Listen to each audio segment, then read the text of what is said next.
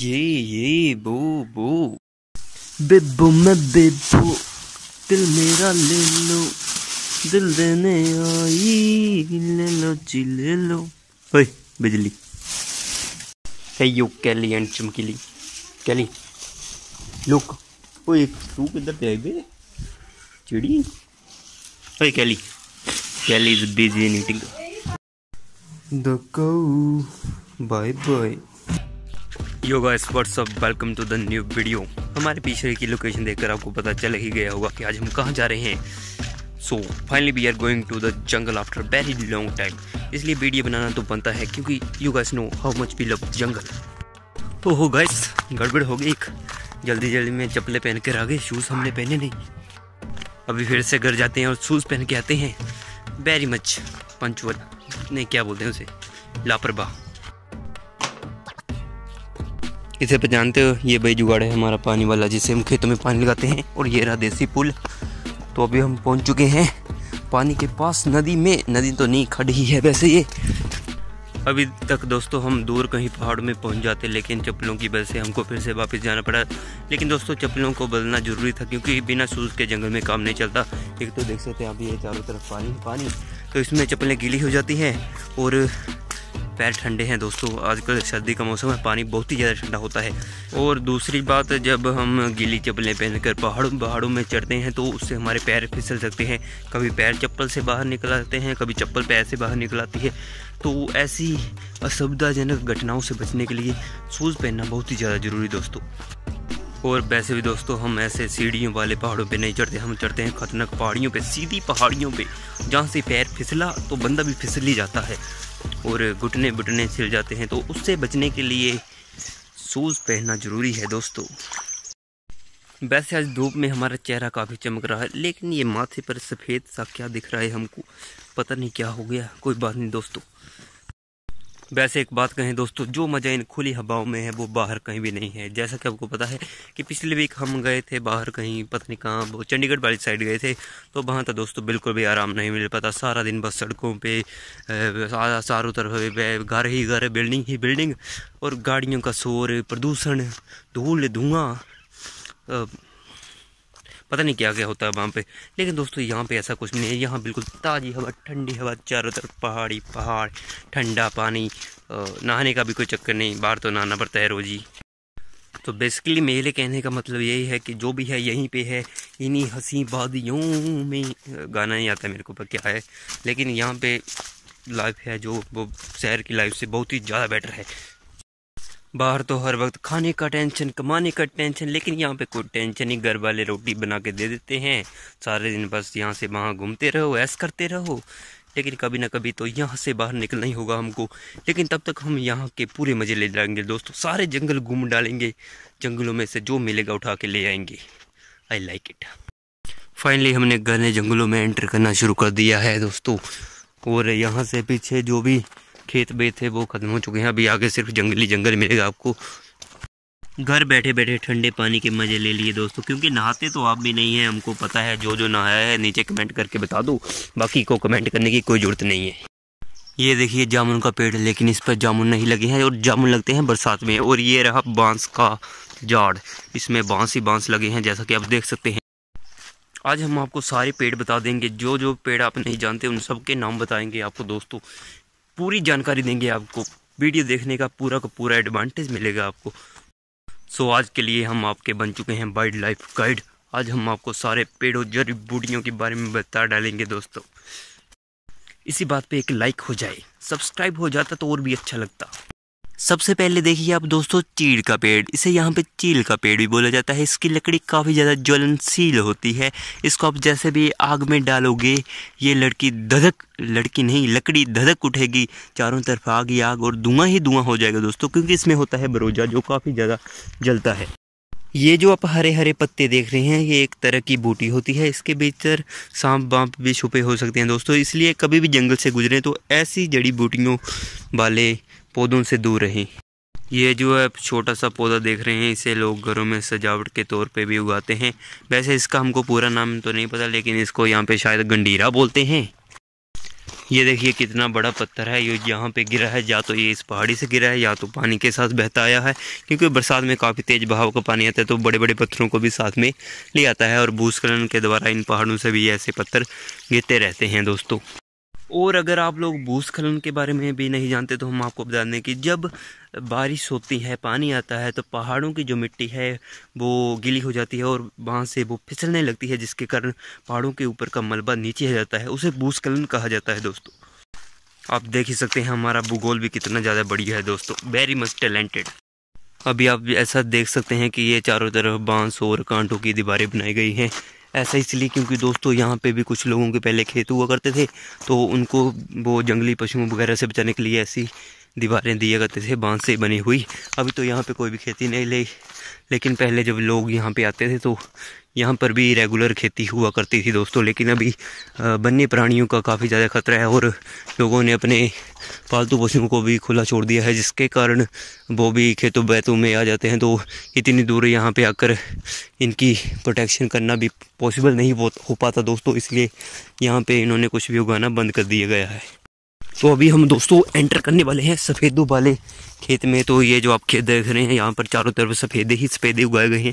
सफ़ेदा एक तरह का पेड़ होता है जो बड़ा होकर काफ़ी बढ़िया लकड़ी प्रोवाइड करता है।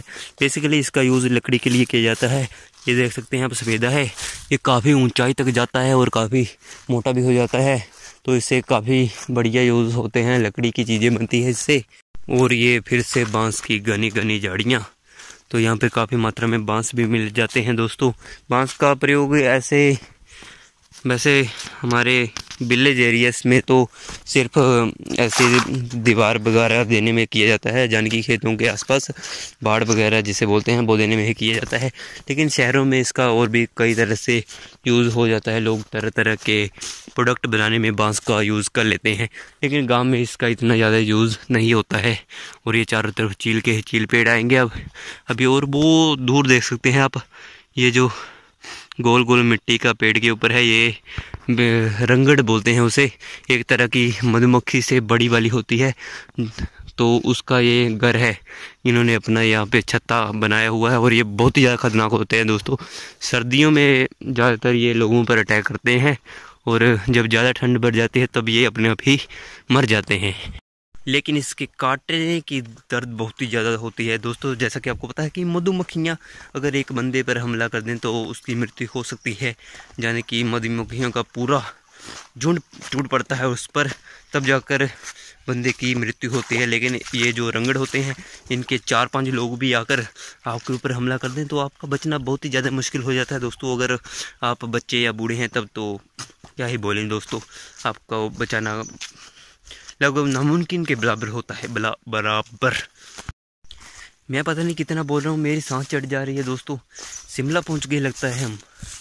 ऐसी बात भी नहीं है कि हम बहुत ही ज़्यादा ऊंचाई पर हैं इसलिए हमको सांस लेने में दिक्कत आ रही है, लेकिन दोस्तों ऐसा बिल्कुल नहीं है। यहाँ पर बहुत ही बढ़िया हवा है, जितनी मर्जी चाहे सांस ले लो, कोई चर्चा खर्चा नहीं है आपका। लेकिन मैं जो इतना बोल रहा हूँ उसकी वजह से मुझे सांस चढ़ रही है। अभी आपको एक दोस्तों चीज़ बताते हैं। ये देखिए जो चील का पेड़ है, इसके नीचे ऐसे कुरेदा गया है, ये आप देख सकते हैं। इसका यूज़ वैसे किया जाता है इसमें से बरोजा निकालने के लिए। जैसा कि आप देख सकते हैं यहाँ पे एक लोहे की पत्ती लगी हुई है। तो लोहे की पत्ती तो नहीं, इसमें एक कुप्पी जैसा होता है जिसके बीच में इसको कुरेदने के बाद जो भी बरोजा आता है इससे रिस कर उसके बीच में इकट्ठा हो जाता है और बाद में उसको जंगल वाले ले जाते हैं। बरोजे के बारे में अगर आप नहीं जानते तो दोस्तों बेसिकली बरोजा एक तरह का प्राकृतिक ईंधन होता है जिसका यूज़ मशीनों वगैरह में भी किया जाता है और इसको आप आग जलाने में भी यूज़ कर सकते हैं।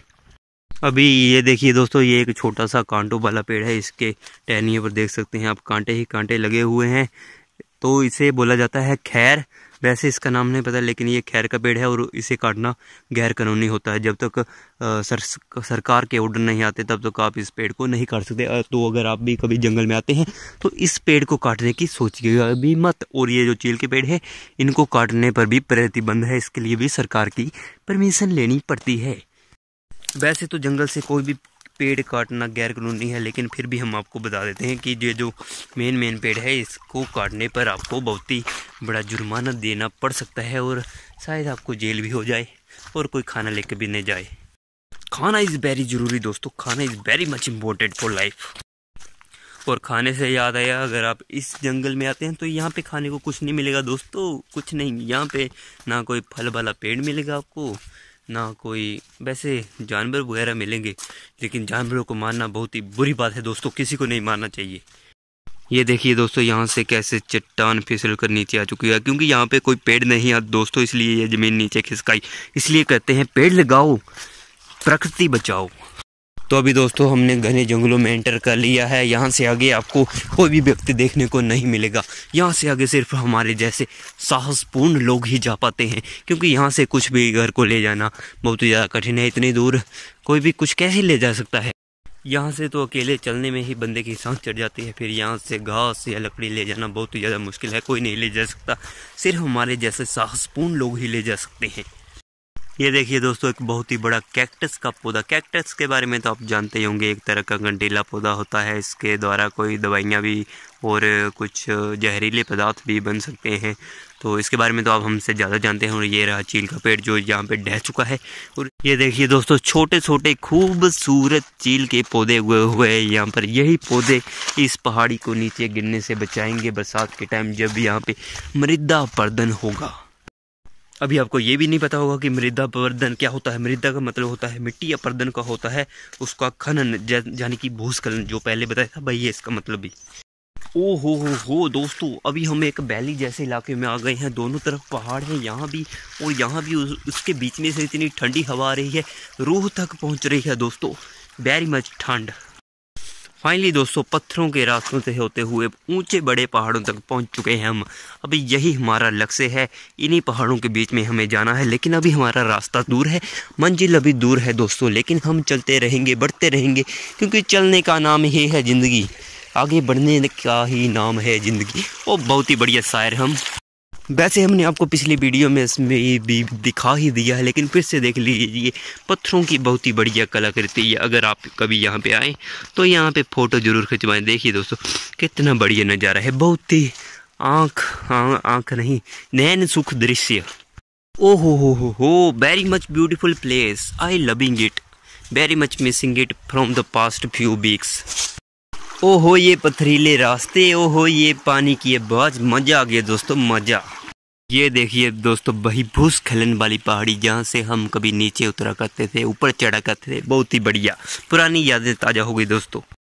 वैसे अगर आप हमारी वीडियोस पहले से ही देखते हैं तो आपको पता होगा कि हमने वीडियोस बनाना जंगलों में ही शुरू किया था। यहीं से हमको वीडियोस बनाने की प्रेरणा मिली थी, तब हमको पता भी नहीं था कि ऐसे भी लोग वीडियो बनाते हैं। और आई एम सो टैलेंटेड यार। फाइनली दोस्तों we are enter to the real jungles of the area, the घने वेरी मच घने जंगल, जहाँ पे कोई नहीं मिल सकता आपको हमारे सिवा, वो भी सिर्फ संडे वाले दिन। एक बार फिर से देखिए इस पहाड़ी की सुंदरता को, देखिए कैसी पथरीली पहाड़ी है, कितनी ऊंची है और कितनी शानदार। ये देखिए दोस्तों पहाड़ी के चारों तरफ कंटीली झाड़ियाँ। दोस्तों यहाँ पे आपको ऐसी ही झाड़ियाँ मिलेंगी। ये वैसे कश्मीर वाले पहाड़ नहीं है जहाँ पे आपको देवदार के वृक्ष मिलेंगे। यहाँ पे सिर्फ ऐसी कंटीली और कांटों वाली झाड़ियाँ ही मिलेंगी। तो कभी भी जंगल में आए तो सावधानी पूर्वक ही यहाँ पे आए, ऐसे नहीं पे एक अच्छा बनियान पहन के आ गए और यहाँ पे कांटों से छिल कर चले गए दोस्तों। ये देखिए दोस्तों कितना बड़ा पत्थर है ये। वैसे इसे यहाँ पे सैल बोला जाता है।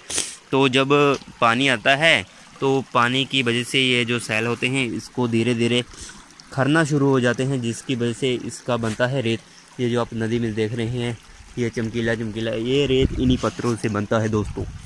और ये देखिए ये फिसलन वाले पत्थरों पर पहुंच चुके हैं दोस्तों। कभी भी ऐसे रास्तों से आए तो पैर बचा के रखें, नहीं तो यहाँ पे फिसलेंगे और दांत मुंह तोड़वा बैठेंगे दोस्तों। हम तो वार्निंग दे सकते हैं, आगे आपकी मर्जी है।